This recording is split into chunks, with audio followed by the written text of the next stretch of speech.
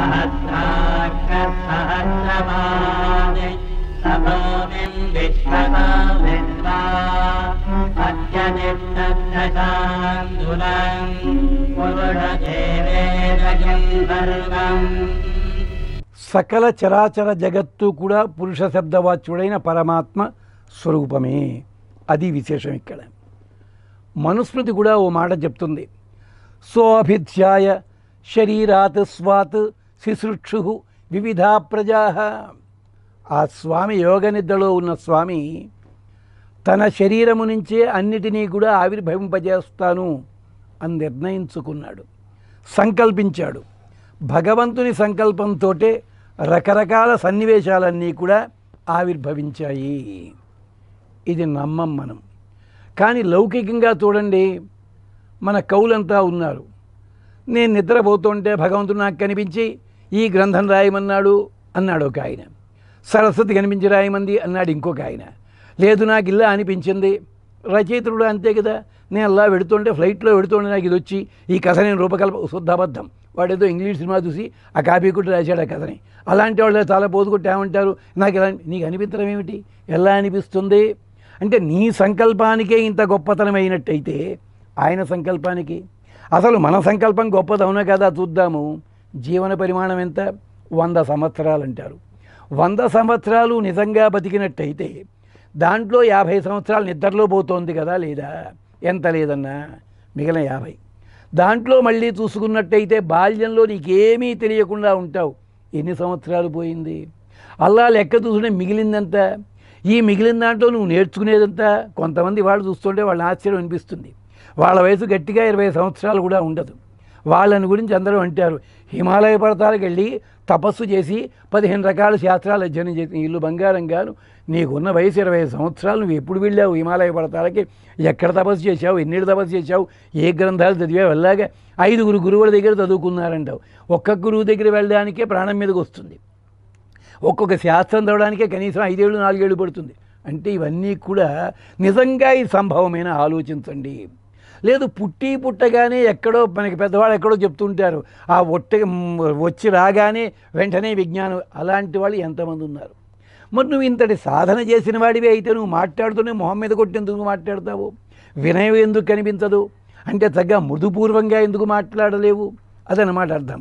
అంటే అలాంటి మన సంకల్పమే గొప్పదైతే, మన సంకల్పమే గొప్పదనుకున్నప్పుడు మనని పుట్టించిన వాడి సంకల్పం ఎంత గొప్పది కావాలి? ఇది గమనించాలి. అంటే మనస్సుకి వాక్కుకి అందరినటువంటి భగవంతుడు ఆయన.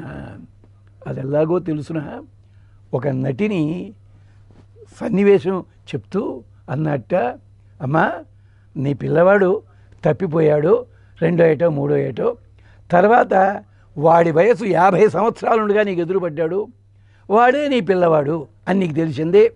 తెలిసినప్పుడు నువ్వు వీడి మాట సంభాషణ చెప్పాలి అన్నట్ట. ఆవిడ నవ్వి అందిట, అయ్యా 40-50 ఏళ్ల పాటు ఆ కొడుకు కోసం వెతుక్కుని తప్పించి ఉంటుంది ఆవిడ. ఆ తప్పించి ఉన్న ఆ మాతృహృదయానికి, మాతృ ప్రేమకి సంభాషణ వస్తుందా? అది అనుభవైక వేద్యము. అది కంటి లోపల చూపించాలి కదా. అది నేను చేస్తానండి పాపం వెనకటి తరంలో ఒక ఆవిడ. అలాగే మనకి ఇంత చిన్న వాటికే ఇంత గొప్పవాళ్ళు అంటే ఇంతటి వాటికి సంకల్పించిన పరమాత్మ స్థితి ఎంత ఉంటుందో ఆలోచించండి. అది అర్థం కావాలి. మన స్థితి ఎక్కడ ఉండాలి అది గుర్తుపెట్టుకోవాలి. కాబట్టి మనకింతటి శక్తి ఉందని లేదో, మనస్సుకి వాక్కుకి అందని వాడు పరమాత్మ. ఆయన సృష్టి ఇంతటిది. తదైక్షత బహుశ్యాం ప్రజా ఏయేతి తదంత ప్రవిశ్య నామరూపే వ్యాకరవాణి. ఆతడు ప్రవేశించాడు లోపల, ఆతడే రూపము నామములు తయారు చేశాడు. అందుకని సర్వ పురుష ఈ 2 శబ్దములు భగవంతుణ్ణే చెప్తాయి. దీని పేరు సామాధికరణ్యం అంటారు. సమానాధికరణం అంటే సమాన అధికరణము. ధర్మములు వేరువేరు కానీ ఆ ధర్మములు ఉన్న వ్యక్తి ఒకళ్ళే. వారు వీరు ఒక్కటేనండి అన్నారు. ఇద్దరు ఒకటే అవుతారా అంటే రూపాలు వేరుగా ఉన్నప్పటికీ తత్వం మాత్రం ఒకటే అందిస్తున్నారు. శరీరము శరీరి, శరీరం వేరుగా శరీరి వేరుగా రెండు కలిసే ఉంటాయి. ఇది సమానాధికరణ్యం అన్నమాట. అంటే భగవంతుడే శరీరము, భగవంతుడు శరీరి, సృష్టి అంతా శరీరము. దేవదత్తుడు వచ్చాడు అన్నారు. అంటే దేవదత్తుడు అనే పేర మనిషా? అంటే పేరు కలిగిన మనిషి. దీంట్లో స్వతంత్రుడు ఎవరు, కానివాడెవడు? శరీరము స్వతంత్రము, దానికో పేరు పెట్టాం, ఆ శరీరంలో ఉన్నవాడి దేవదత్తుడు, ఇలాగనమాట. అలాంటి ప్రమాణాలు ఇంకా కొన్ని చెప్తారు. ఛాందోగ్యంలో సదేవ సౌమ్య ఇదమగ్ర ఆసీత్ ఏకమేవ అద్వితీయం. బాబు, ఆ పరమాత్మ ఒక్కడే ఉన్నాడయ్యా, ఇంకొకళ్ళు ఎవళ్ళు లేరు. సదేవ అయితే తదైక్షత బహుశ్యాం ప్రజా ఏయేతి. ఆ సత్శబ్దవాచ్యుడు, తత్శబ్దవాచ్యుడైన పరమాత్మ నేను బహుగా మారాలి అనుకున్నాడు. బహుశ్యాం, ప్రకృతి సృష్టి అంతా కూడా నేను చేస్తాను అన్నాడు, చేశాడు ఆయన. సంకల్పం ఎలాగా? శేయం దేవతైక్షత, దేవదైక్షత హంత. అక్కడ ఉపనిషత్తు చెప్తుంది, ఆశ్చర్యమయ్యా, ఆయన సంకల్పించాడయ్యా. అహం ఇమాహ త్రిశ్రో దేవత అనేన జీవేన ఆత్మనామను ప్రవిశ్య నామరూపే వ్యాకరవాణి. నేను వస్తాను, వీటి లోపల ప్రవేశిస్తాను, వాటికి ఒక నామాన్ని రూపాన్ని కలిగిస్తాను, అల్లా నేను సృష్టిస్తాను అనుకున్నట్ట. అనుకోగానే ఉపనిషత్తు వివరిస్తుంది, మొదటి సోపానంలో నిప్పు, నీరు, భూమి 3 రూపాలుగా మారతానన్నాడు. అంటే అగ్ని, అప్, భూమి. రెండోది జీవుడిలో ప్రవేశిస్తాను, అప్పుడు ఈ 3 రూపాలుగా పేర్లు కల్పిస్తాను. ఆ తరువాత ఇక రకరకాలుగా పుడతాను. ఈ వివరమే ముందు మనకు వస్తుంది. అంటే లోకంలో తీరు కూడా ఇంతే ఉంటుంది. మొదటగా సంకల్పము, తర్వాత నిప్పు, తర్వాత నీరు, తర్వాత భూమి. ఎలాగా అంటే ఇలా జరుగుతుందా అంటే తాను ఏం చేశాట, ఇంకా సృష్టించలే. సృష్టికి ముందే నేను ఇచ్చేస్తాను, ఇలా చేస్తాను, ఇలా చేస్తాను ఊహించుకుంటూ దానికి తగ్గ కార్యవర్గాన్ని ఏర్పాటు చేశాట. భార్య గర్భవతి అన్నారు, ఇంకా రూపం ఏమిటో తెలియదు, 3వ నెల. ఇప్పుడైతే ఏదో పద్ధతులు వచ్చాయో తెలుసుకుంటున్నారు, పూర్వకాలంలో తెలియదు. కానీ అందరూ కూడా కొన్ని పనులు చేసేవారు వెనకటి రోజుల్లో. ఇప్పుడైతే బజార్లో వెళ్ళి కొనుక్కుంటున్నారు అనుకోండి, అక్కడ ఏం చేసేవారు, పుట్టేది ఆడపిల్ల, మగపిల్లడ, కవలపిల్లల, మరి తెలియదేం లేక, కానీ వాళ్ళ కోసం చిన్న చిన్న చొక్కాలు, లాగులు, స్వెట్టర్లు ఇవన్నీ కూడాను. ఇది మొదటి స్థితి.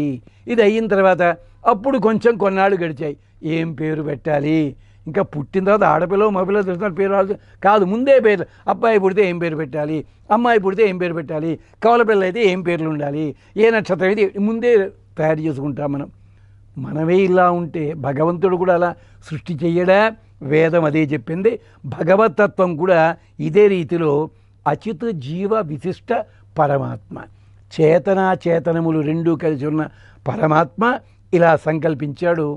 ఆయన సర్వ ఏ వేదగం సర్వం, సర్వశబ్దంతో పురుష శబ్దంతో చెప్పబడ్డాడు. అందుకని ఆయన పేరదే. ఇలాంటిది సర్వపురుష ఆయన ఎందుకు చెప్పాలండి అంటారా? కొంచెం పాతకాలపు రోజుల్లోకి వెళ్ళాలి. పాతకాలపు రోజుల్లో సంతానం ఉండేవారు, క్రికెట్ టీముల్లో ఉండేవారు కనీసం. అలాంటప్పుడు ఆడపిల్లలు మగపిల్లలు అందరూ ఉన్నారు. అబ్బాయి అని పిలిచేవాడు తండ్రి. ఎవరు అబ్బాయి? ఆయన 5గురు ఉన్నారు, అబ్బాయిలు ఎవరిని పిలిచినట్టు కాదు. అబ్బాయి అని పిలిచాడంటే పెద్ద కొడుకునే పిలిచినట్టు లెక్క. అలాగే అమ్మాయి అని పిలిచాడు అనుకోండి, పెద్ద కూతుర్నే పిలిచినట్టు లెక్క. కానీ పాతకాలంలో భార్యాభర్తలు చాలా అనుకూలంగా ఉంటుండి వాళ్ళ వయసు వచ్చినప్పుడు కూడా అమ్మాయి అని పిలిచే తాతగారులు అమ్మమ్మగారులు ఉండేవాళ్ళు. వాడు పాపం అంటే అమ్మాయి అని పిలిచినప్పుడు భార్యని పిలిచే శబ్దంలో అమ్మాయి అన్నదానికి, కూతుర్ని పిలిచేప్పుడు అమ్మాయి అన్నదానికి ఆ ధ్వని లోపల తేడా ఉండేది, గుర్తుపెట్టేవారు. అంటే ఇప్పుడు సంకల్పం అన్నది ఎలా ఉందో దాన్ని బట్టి పలికినట్టుగా ఇక్కడ కూడా సర్వశబ్దము, భగవత్ శబ్దము, పురుష శబ్దము పరమాత్మనే సూచిస్తుంది తప్ప వేరే సూచన కాదు అని గమనించాలి మనం. భగవద్గీతలో కూడా అర్జున స్థుతి లోపల ఈ మాటే చూపిస్తారు. నమ పురస్తాత్ అధ పృష్ఠతస్తే నమోస్తుతే సర్వత ఏవ సర్వ.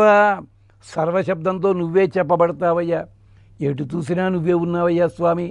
సర్వత ఏవ సర్వ, నువ్వన్నీ ఉన్నావు అంటూ సర్వశబ్దానికి నిర్వచనం ఏమిటంటే అనంత వీర్య అమిత విక్రమత్వం సర్వం సమాప్నోషి తతోపి సర్వ. నీ పరాక్రమము కానీ, విక్రమము కానీ, వీర్యము కానీ అంతా కూడా అనంతము. ఆ అనంతమైనదే ఇలా శ్రోతిస్వినిగా వచ్చి సృష్టిగా ఏర్పడి వీళ్ళందరిలో అంశాలుగా వచ్చింది. అందుకని సర్వశబ్దవాచ్యుడు నువ్వు. అది అంచేత సర్వశబ్దంలోంచే పాపం ఇంగ్లీష్ వాడు ఒక అద్భుతమైన పదాన్ని ఎన్నుకున్నాడు, సర్వ్ అన్నది. అంటే చూడండి, సర్వ్ అంటే అందరికీ సేవ చేయడం. ఆ సేవకి ఈ పని చేయడం ఆ పని చేయడం అని కాదు, ఏ రకమైన పని చేస్తున్నా కూడా సర్వింగ్ అనే అంటారు కదా. కాకపోతే ఇక్కడ భోజనాల సమయంలో సర్వింగ్ అంటే ఏమిట్రా అంటే భోజనాలు పెట్టామనుకుంటారు. మరో సందర్భంలో మరి దాన్ని ఏమంటారు, సర్వీస్ అంటాం. ఎలాగా అంటే సర్వశబ్దాన్ని ఎంత అందంగా మన వాళ్ళు శాస్త్రంలో నిబంధించారో చూడండి. సర్వశబ్దానికి ప్రోద్బలకంగా కొన్ని వాక్యాలు ఉన్నాయి, అది కూడా చూద్దాం.